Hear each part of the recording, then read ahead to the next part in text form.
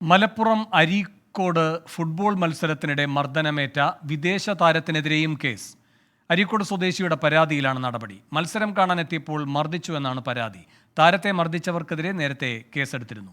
ഷഹദ് റഹ്മാൻ മലപ്പുറത്ത് നിന്ന് കൂടുതൽ വിവരങ്ങളുമായി ചേരുന്നു. ഷഹദ്, താരത്തിനെതിരെ വന്ന പരാതി ഈ നിയമ നടപടിയെ പ്രതിരോധിക്കാനുള്ള ഏതെങ്കിലും കേന്ദ്രങ്ങളുടെ നീക്കത്തിന്റെ ഭാഗമാണോ? എന്താണ് പോലീസ് പറയുന്നത്?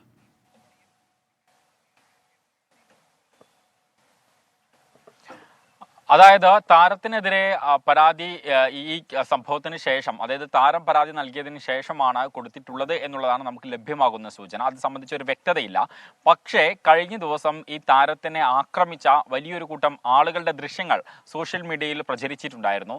ആ ഘട്ടത്തിൽ ആ വീഡിയോയിൽ കണ്ടാലറിയാവുന്ന 15 പേർക്കെതിരെയാണ് പോലീസ് കേസെടുത്തിട്ടുണ്ടായിരുന്നത് കഴിഞ്ഞ ദിവസം.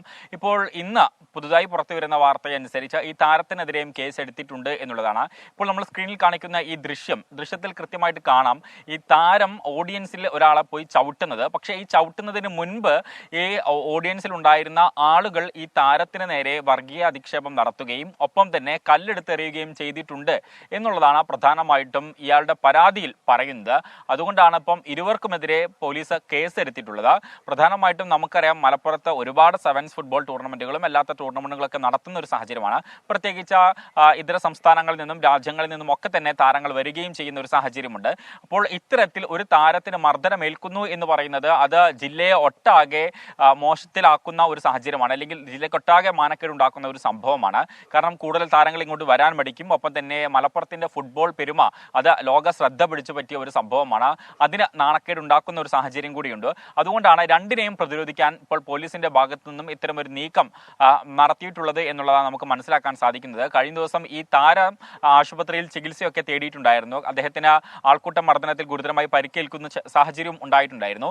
എന്നാൽ ഈ താരം തിരിച്ച് ഈ ആൾക്കൂട്ടത്തെ, അല്ലെങ്കിൽ അവിടെ ഉണ്ടായിരുന്ന ഒരു ഓഡിയൻസിനെ, അല്ലെങ്കിൽ അവിടെ ഉണ്ടായിരുന്ന ഒരു കാണിയെ ചവിട്ടുന്ന ഒരു സാഹചര്യം ഉണ്ടായിരുന്നു എന്നുള്ളത് ഈ ദൃശ്യങ്ങളിൽ വളരെ വ്യക്തമാണ്. എന്നാൽ അതിനു മുൻപ് കല്ലെറിഞ്ഞിട്ടുണ്ടായിരുന്നു, അല്ലെങ്കിൽ തന്നെ കളിയാക്കിയിട്ടുണ്ടായിരുന്നു എന്നുള്ളതാണ് താരത്തിന്റെ വാദവും ഒപ്പം തന്നെ ടീം അംഗങ്ങളുടെ വാദവും. എന്തായാലും സംഭവത്തിൽ ഇപ്പോൾ രണ്ട് വിഭാഗങ്ങൾക്കെതിരെയും, അതായത് കണ്ടാലറിയാവുന്ന 15 പേർക്കെതിരെയും ഒപ്പം തന്നെ ഈ താരത്തിനെതിരെയും പോലീസ് കേസെടുത്തിട്ടുണ്ട്. വേണു.